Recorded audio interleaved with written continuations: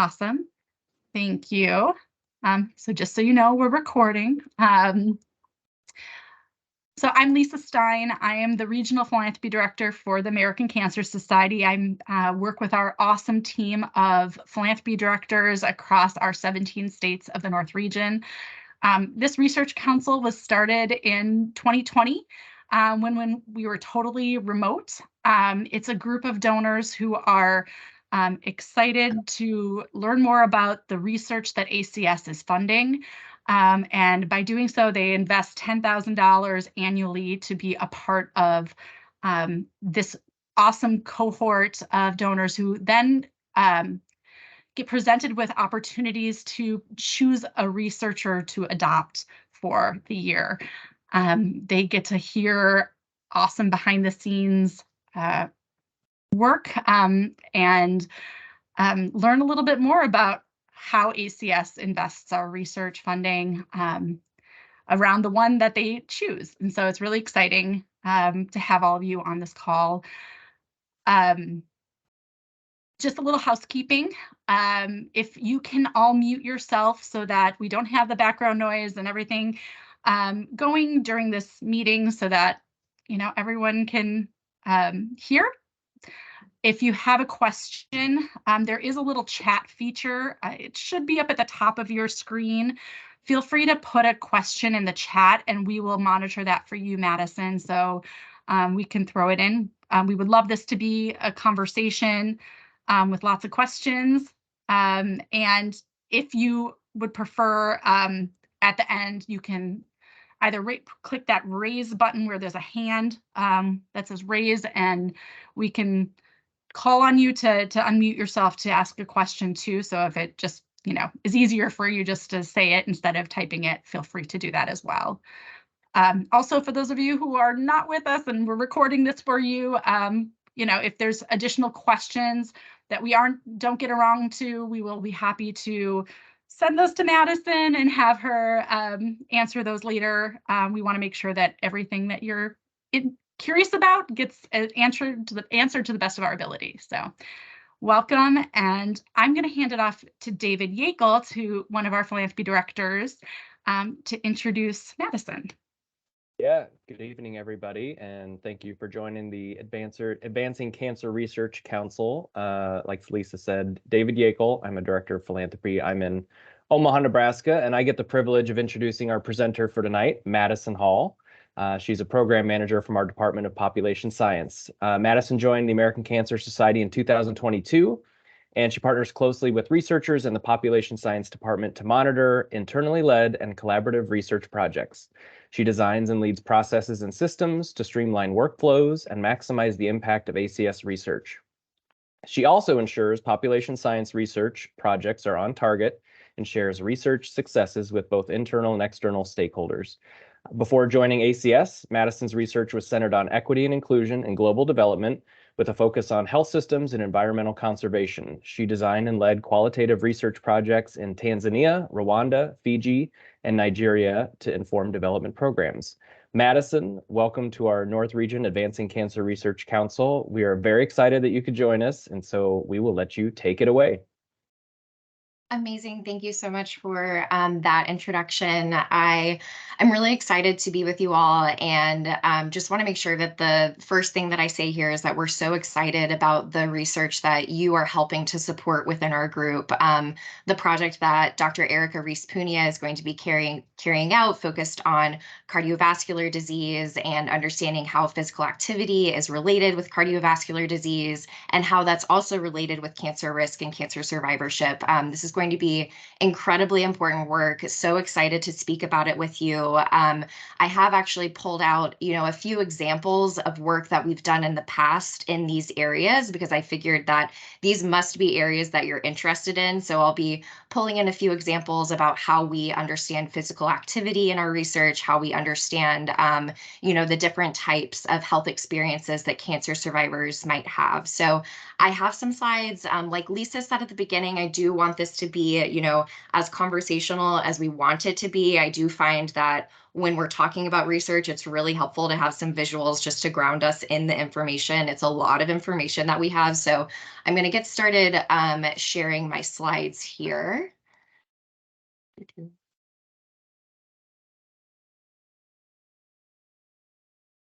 Right, hopefully these are live for you here. I'm seeing some nods. Just to get it started, I wanted to tell you a little bit about who we are at Population Science. So when I'm talking about population science at the American Cancer Society, I'm talking about one of our internal research departments. We are a strong team of 56. We have a huge number of researchers in this group, which includes our principal scientists who are going to be doctoral level researchers like Dr. Reese Punia, who's leading the project that you are supporting.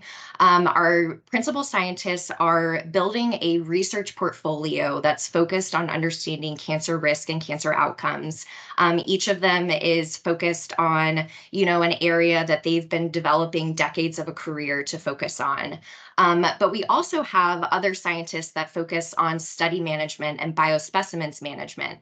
And in our group, what this means is that they're helping us to collect data and then manage that data once it's come into the American Cancer Society, and how we use that data and how we use the different types of specimens that we collect in research projects. We're also working closely with our data analyst group, who are helping to advance scientific discovery and lead to the publications that are so important to publicizing the research that ACS is leading. And we also have a role in training and mentorship. So we work with postdoctoral fellows who have completed their PhDs, but are coming to work with us at the American Cancer Society to further their training and mentorship to become the next generation of cancer researchers.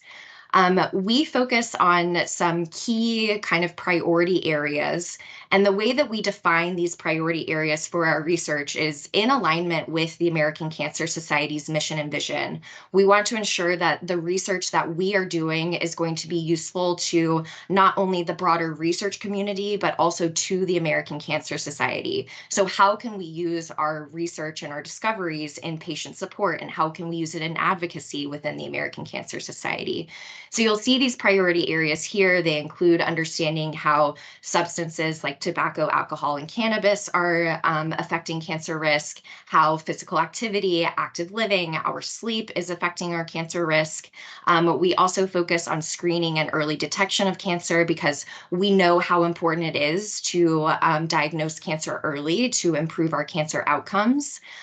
We are understanding cancer etiology. So how is cancer developing among individuals who do go on to have a cancer diagnosis?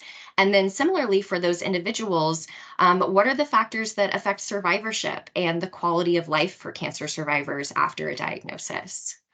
Probably asking yourselves, how are we doing this research? This research would not be possible without our cohort resources.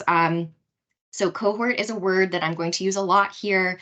For anyone who may not be familiar, a cohort study is a study design that brings together a large number of people. And in our case, we're following them for a long amount of time, typically 2 or more decades. So as the American Cancer Society, we've been leading this type of research for over 70 years. Our first cohort study was started in 1952. For the past 70 years, we have worked with over 2 million actually research participants. I don't want to undersell us, it's 2 million. We have collected information from these research participants that allows us to understand cancer risk and cancer outcomes. These data include survey data, so actually going through, asking questions, collecting information about lifestyle, about health history, about other types of risk factors. And it also includes collecting biologic specimens or biospecimens. And when I say that, I'm talking about blood collection, saliva collection. We've also collected other types of samples from our participants. From cancer survivors, we also collect tumor tissue to use in our research projects. And these research resources are incredibly impactful in the cancer community to help further the work that the American Cancer Society does. But we also work with other research institutions to ensure that we are collaborating to learn from the leading minds in cancer research. These resources are so impactful because of their size, the over 2 million participants who have been giving us information for an incredibly long amount of time. And our participants also represent, a great amount of diversity, both geographic diversity and racial and ethnic diversity, that allows us to ensure that we're getting, a depth of information about cancer risk and outcomes. But building these cohorts, we always know that there's an opportunity for innovation. There's always opportunity for us to introduce new ideas. So in doing that, the American Cancer Society continues to invest in our cohort studies. So our current cohort study, called the Cancer Prevention Study 3, or CPS 3, has undergone a number of enhancements. I wanted to highlight a few of those for you that I thought may be of interest. The first being our accelerometry sub-study. So through this study, we worked with 20,000 participants to collect research-grade physical activity data. We did this using a device that's called an accelerometer. It is a device that's worn around the chest to measure physical activity. You can think of it kind of like a Fitbit or an Apple Watch, but it's research-grade data, not just the kind of information that you might get from a personal device that you have. This study is now in the United States the largest study with this research grade physical activity data. There is no other resource in the US that's like this. We completed the study in August of this year, so we're really excited. We'll be publishing what we call the baseline paper describing that study in the next 2 years. So that way these research data will be available to understand how physical activity is related to cancer, but we'll also be able to use them to understand how it's related to other health outcomes. One other enhancement that I wanted to highlight here is the HEALED study, which also finished up in September of this year. This study was among cancer survivors to test a physical activity intervention. So for these 400 cancer survivors who joined this sub-study, they were invited to complete a physical activity training program. We'll be able to understand, now that the study is over, how effective this training program was, and if it's something that we should consider offering as the standard of care for cancer survivors, to see, how can we ensure that cancer survivors are meeting those physical activity guidelines that we as the American Cancer Society promote. So as you can imagine, we have built this really complex web of research resources that we're able to bring together in our studies. So you'll see on here the questionnaire data that I spoke about, our biospecimens, and the data that we get from devices like that accelerometer that I talked about. But something I wanted to highlight on this slide that I haven't spoken about yet are data linkages. And this means when we, as the American Cancer Society, receive data from outside sources. One of those data linkages I wanted to highlight for us here is our linkage with Medicare data. So most of our data is coming from our participants that they are telling us. So they're telling us about their health history, they're telling us about their life experiences.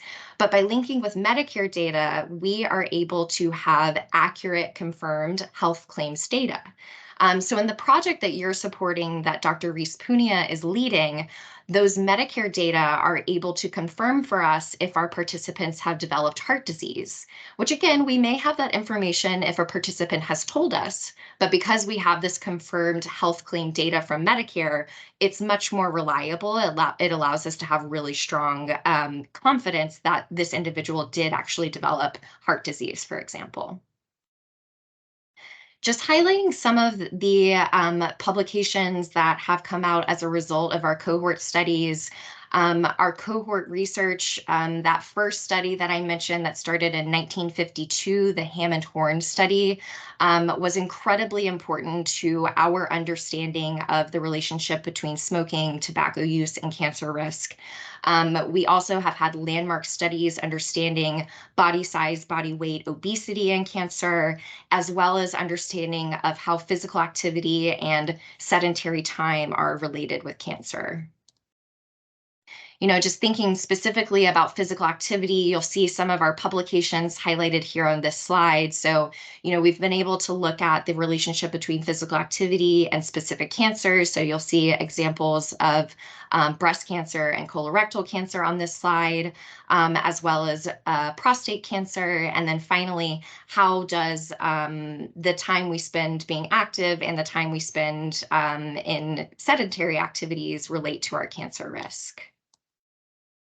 Another paper I wanted to highlight, and this is actually a paper that Dr. Rees-Punia led as well, using our Medicare data, focused on understanding if cancer survivors have a higher risk of fracture when compared to individuals who have not experienced cancer.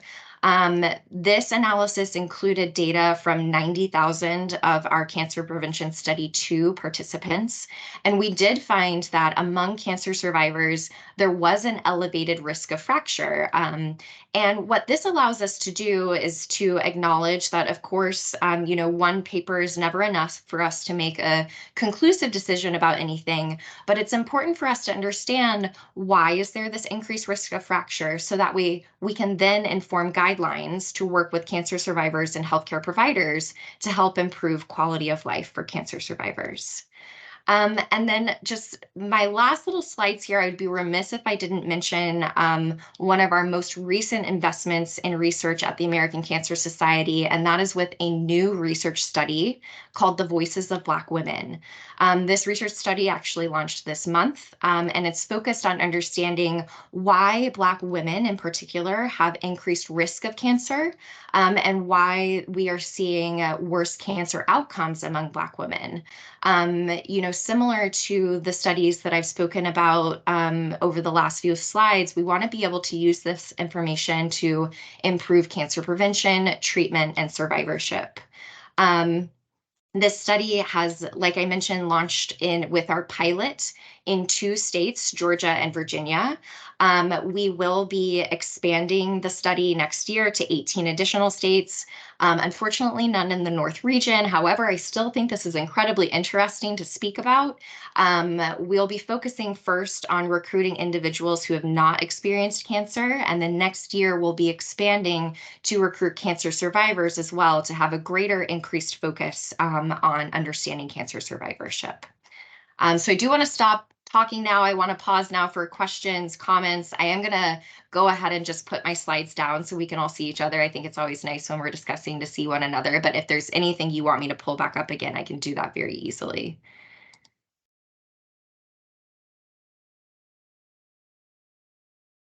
Thank you so much, Madison. Feel free to come off of mute to ask your question, or you can put it in the chat. And we can read it off for you, whatever you prefer. Can I just ask, Madison, just based off of that last slide you showed, you said none in the North region, but I saw Illinois, Missouri, and Michigan, I believe. That is in our North region. So. Amazing, amazing, thank you. Yeah, so that's so excited to have some of those. Kelly, you're in Kansas, not in but Kansas City? So Missouri, not in Kansas City, okay. No, Wichita, the middle of the state. Okay. So Kansas, not Missouri. I always have to ask that question when you're here. Yes, Bill. Quick question. Hopefully it's not echoing. I noticed that some of the studies terminated at a particular time. Was that based on elapsed time, loss of people in the study, or having reached your stated objectives? Yeah, so we do have to make an assessment when we're talking about cohort studies about when to stop active follow-up. So let me use our Cancer Prevention Study 2 as an example, because we stopped active follow-up for CPS 2 last year. The reason being, we have actually seen mortality or death for the vast majority of our research participants. And so that's one of the benefits of a cohort study, is that we get to follow individuals for a long amount of time. But as we all know, life does end. And at that time, we stop active follow-up. So we stop sending individual surveys, but we still continue to do those data linkages that I talked about, because those are data from outside sources. So we'll continue to get information on Medicare claims on those participants. We'd also continue to get information from the National Death Index, which is how we confirm cause of death for individuals who have died. So that is how we kind of make that decision about when to close out one of our cohort studies. Thank you. Yeah, I will. Did COVID impact any of the data collection? It did impact our data collection. In terms of our ability to collect survey data, it didn't have much impact. It had a greater impact on our ability to collect biospecimens and to collect data from devices like the accelerometer that I mentioned. So the accelerometry sub-study was started in 2019, and it ended this year. So as you can imagine, in 2020, we had a bit of troubleshooting and logistical planning to go through of how we could work together in person, because we have a huge operations team that is in an operations mailroom, putting together boxes with these devices and with instructions for participants that we then have to send to participants. And when participants send those devices back to us, we need to take those devices and download the data off of them. So in-person operations are really necessary for a lot of our data collection. So we did experience some impact. We have an incredibly flexible and agile team. We were able to work really quickly to figure out how we could continue to collect these data through COVID. But like everybody, it certainly did impact us. Thank you. Judy and I joined just a little bit late, so you may have already said this, but how do you, when you're recruiting a cohort, I understand Medicare is probably just anonymized data that you get, but when you recruit a cohort, how do you go about doing that? Yeah, that's a great question. And as we're doing it right now, we are learning that our past experiences are not always translatable. So Cancer Prevention Study 3, we recruited that cohort between 2006 and 2013, and we recruited that cohort exclusively through in-person events. So we would work with the partners that the American Cancer Society has in a wide variety of communities. So for example, we might work with a health system to host an event. Interested individuals would come to that event and they would register with us. For the cohort that we are recruiting today, we've pivoted to have an entirely digital focus, because in 2006, one of my colleagues loves to share that the first iPhone was just being introduced right around that time. We were just seeing the emergence of social media. So we didn't have the digital reach available to us at that time that we have now. So here we are in 2023, able to leverage social media, able to leverage other forms of online networking. So it's an ever-changing process of how we want to reach individuals. Thank you. Yeah, of course.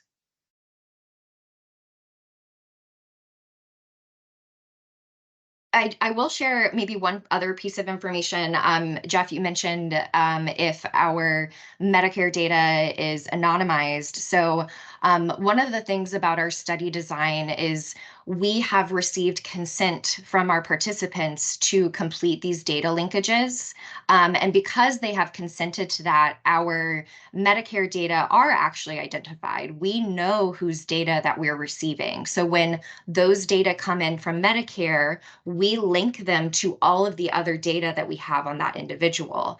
We have an incredible number of data protections in place. Medicare is a partner that is incredibly strict about how their data are used, and for good reason. We're always my number one priority every day is our participant experience and our participant privacy.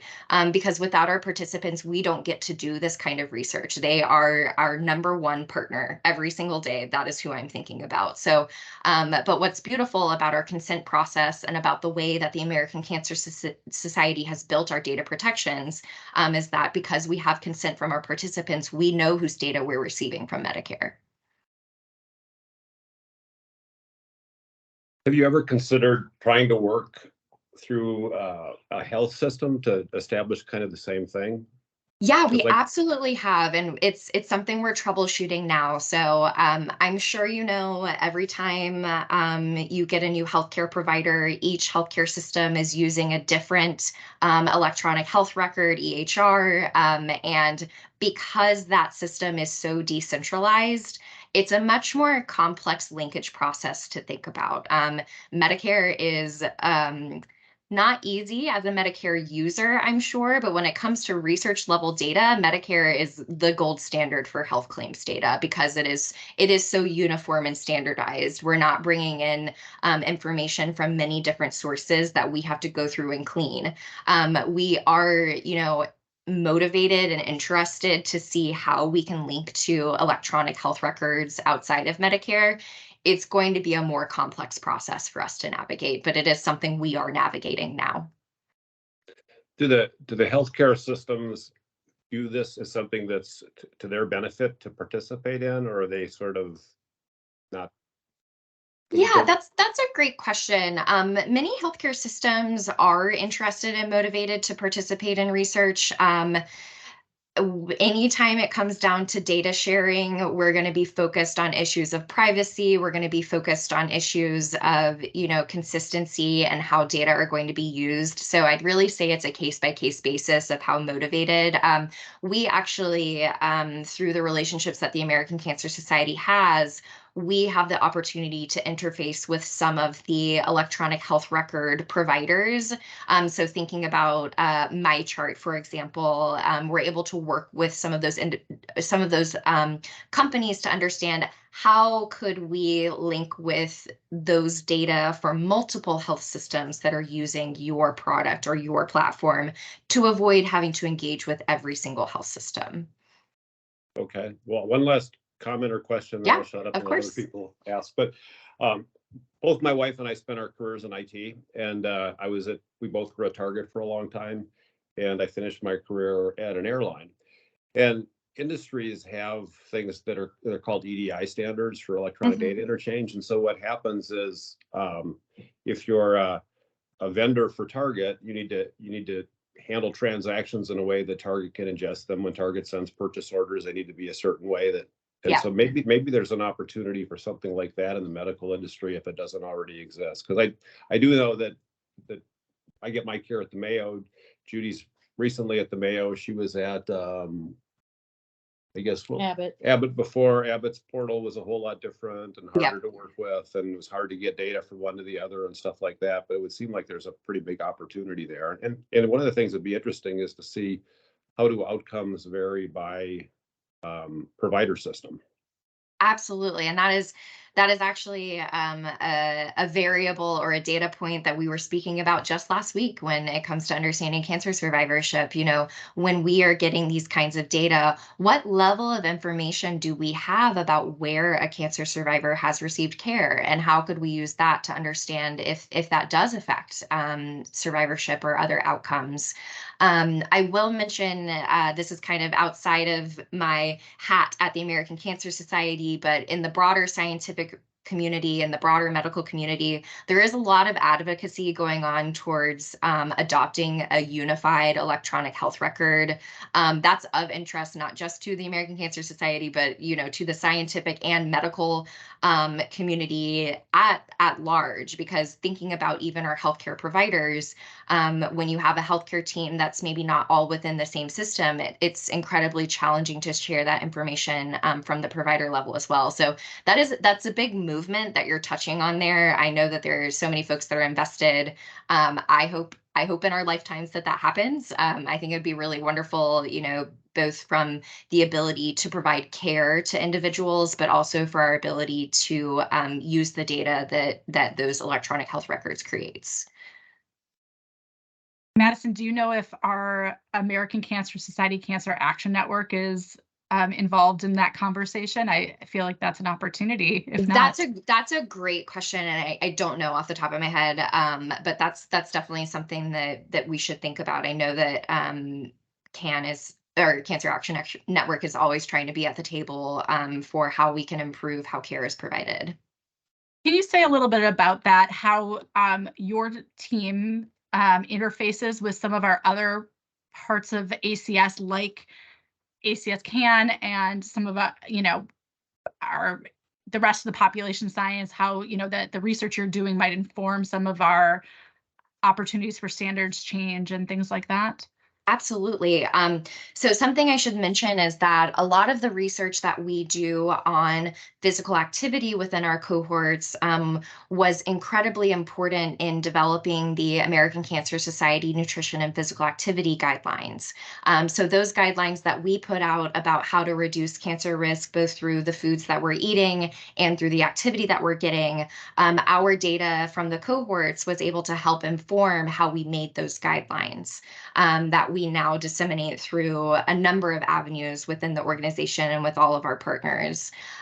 Thinking about how we are able to integrate with our Cancer Action Network, I think one of the best examples that we have, not a modern day example, but really foundational to the cohorts, is how our data were used to help inform the Surgeon General's guidance about smoking and cancer risk. Thinking about what's happening today, a wonderful example that we have is around the early detection of cancer. So there are a number of initiatives around what's called multi-cancer early detection. We're hoping to push towards, better understanding of how we could use tests that are looking for early markers of cancer, advocating for health plans to cover, these tests for their participants in those health plans. And so we do research on early cancer detection, and we're able to work with the team over at CAN as they advocate for these early detection tests to be covered in health plans.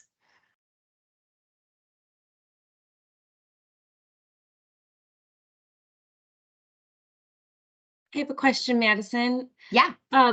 These are cancer prevention studies, and we're enrolling people before they have cancer. How does the process of following people or the surveys change once someone is diagnosed? I know on your end, then you're pulling the specimens and things and trying to dig into the data, but what happens for that participant with how we're following them after that? Absolutely. So when we learn of a cancer diagnosis among our participants, it tells us that we should do a few different things. Of course, outreach to, thank them for sharing that information. Depending on the cancer type, we may collect new types of biospecimens. So if that individual has, let's think, for example, breast cancer, that would be a cancer that we would request for tumor tissue from their medical provider.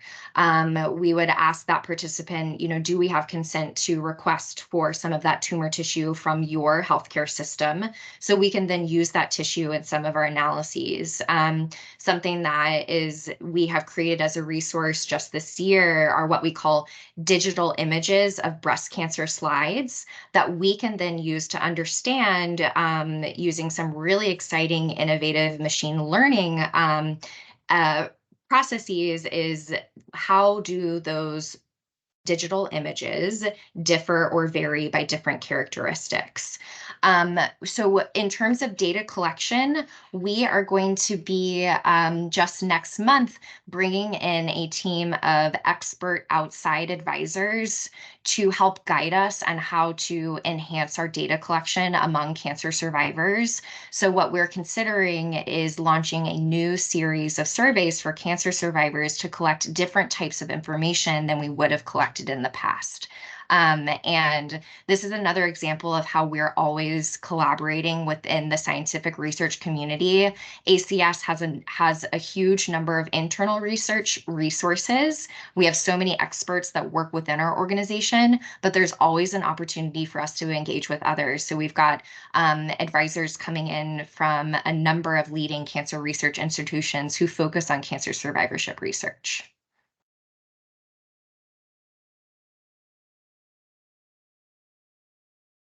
Maddison, you mentioned you're moving into a new office. Can you tell us a little bit about the Discovery Hub and Yeah, what's we're happening so there? excited. So, in thinking about the types of in-person operations that have to happen for our research team, we have a, brand new state-of-the-art operations room. One of the new studies we'll be launching next year is actually another blood collection study. So at enrollment, our CPS3 participants all provided us with a blood sample.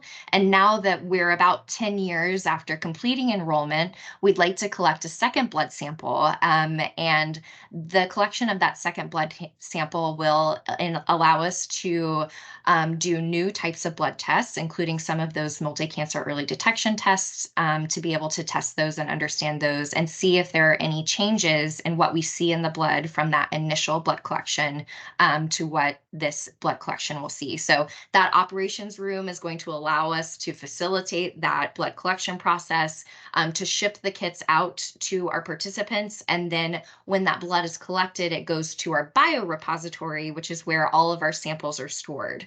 Our floor is also going to be the new home for all of our tissue samples. So tissue samples are able to be stored at room temperature. So we have a wonderful, I know, fascinating. I would not have known that before I started doing cancer research. But tissue samples are able to be stored at room temperature once they've been turned into slides, which if you can think about going back to maybe a high school biology or chemistry class, when you think about slides that you used to put under a microscope, that is literally what we're talking about with tumor tissue. So we have a whole room dedicated to storing those tumor tissue slides. We're really excited for our team of 56. We're going to be taking up an entire floor of the 3 floors that the American Cancer Society Discovery Hub is going to have. So it'll really allow us to have greater in-person collaboration and to streamline some of these processes that we've been making it work, but it will be much easier in this new space.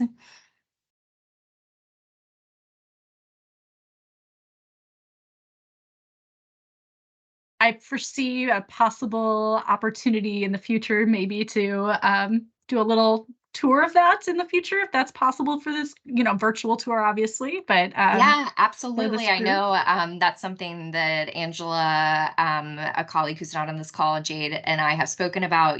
Can we put together a virtual tour so you can actually imagine what that may look like? And I'd love to include, if we can make it happen, a little virtual tour of our biorepository as well. It's incredibly impressive to walk into what feels like a warehouse and knowing that these 30 liquid nitrogen tanks are dedicated to storing, hundreds of thousands of biologic samples that are used in our research.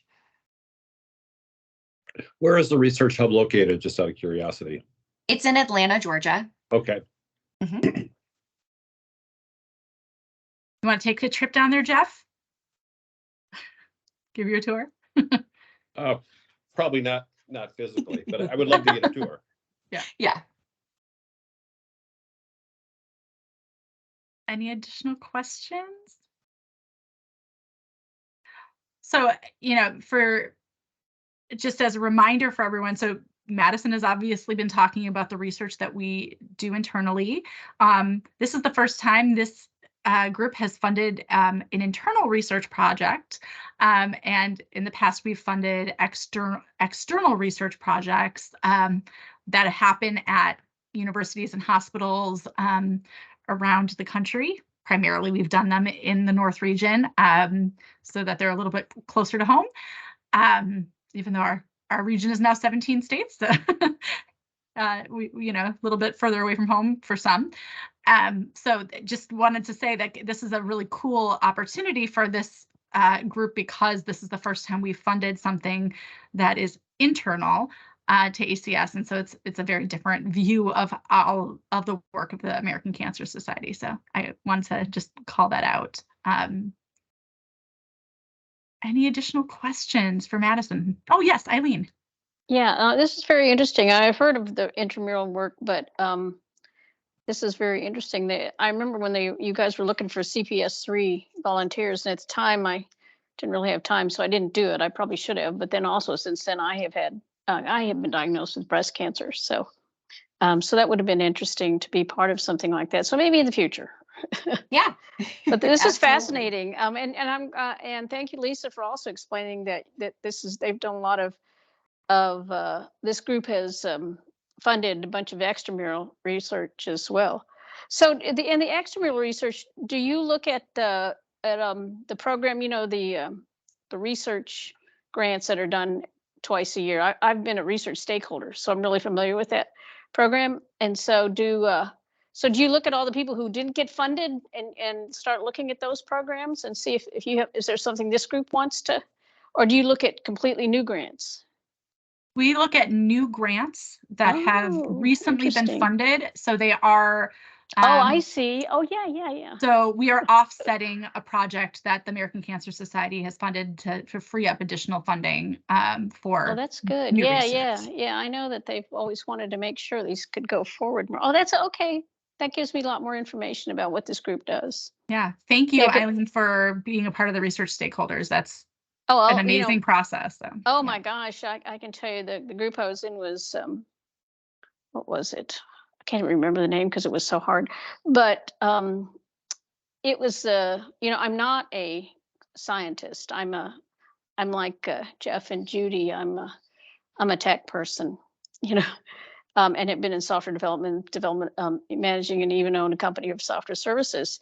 So I have that background, but I don't have the science background. I tell you, this was the hardest thing intellectually that I have ever done to try but I learned a lot. And so I was so happy to be part of it. And they still call me for some things to be on some other. So anyway, Sarah will tell you, I'm just thinking about joining the group. So this has been very, very enlightening for me. Then I can know Jeff and Judy more, huh? They're good people to know. They're very good people to know. And that's part of the benefit of this group, is that we get the opportunity to network amongst ourselves. So. Yeah, there's nothing more exciting than a bunch of IT people talking. Oh yeah, I know. I'm retired. You probably are too. And I know we have a lot of friends and it's like, it's a whole group of geeks. You just, And you don't have to tell me about working with a bunch of geeks, because I work with 55 and I love it. Oh, I got to meet some of the, it was tumor biochemistry and endocrinology. That was the group I was in. Okay. And so I had to look up all the words so that I could even understand it. But so I got to meet all of the scientists who were part of that group. It was amazing, just amazing. So. Eileen, an IT vendor and myself co-founded a group called CIOs Against Cancer. Oh, good. We work with the ACS. I'm the chair now. We've got a bunch of CIOs on our board. And this year we'll raise north of $500,000, and we use that exclusively to fund research projects. Oh, that's wonderful. Yeah. Yeah, I love hearing about that kind of stuff. Yeah, Craig is starting to get other states to have chapters. We have one in Minnesota, we've got one in Michigan, we're looking at doing one in Texas. And it's been really pretty easy, because what it does is it leverages the delicate relationship between the IT vendors who want to meet the IT people and the IT leaders who don't really have time to meet them. And so it's a good networking event. Right.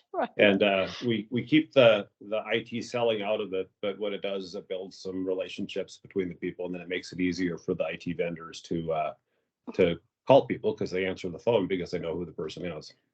Yeah, that's always, the networking portion of it is always really good. Yeah. So Sarah I'm part of the Pacific Northwest here. Do we have anything like that in the Pacific Northwest? Not CIOs? yet. Not yet. No, not Did you hear that? Not yet. Not yet. Well, I would think with the Googles and the Amazons. Well, I guess Google's we have Seattle. The Seattle area is big. Microsoft, we have a bunch down here, but we're not like Seattle. Yeah. You know, we're the little sister and brother of Seattle. you know. Okay, But we have a bunch here. Too. yeah, Well, we have Nike here. That's a biggie. yeah. Columbia Sportswear, a few different things like that. Intel. I think the big point of all of this, and I apologize if my dogs start going crazy, somebody's at my door. I think the big point of it is, you know, there's opportunities to have these conversations, and we're just excited to bring together all these people that are very excited about research to find the way to fund as much research as possible, because we know that the more, you know, it requires funding. And it goes a long way when we bring together individuals like yourselves and your generous donations to really fund the work that Maddison and her colleagues and colleagues around the country are doing to make a difference in the fight against cancer. Yeah, no kidding. Yeah, to me, the research is so important. I mean, when I was diagnosed with my breast cancer, I was able to, what happened to me was able to take advantage of so much progress over the years. And so, you know, when I tell my story, I talk about that. It's the research that caused my story to be pretty good. Okay. So, so important. It's so important.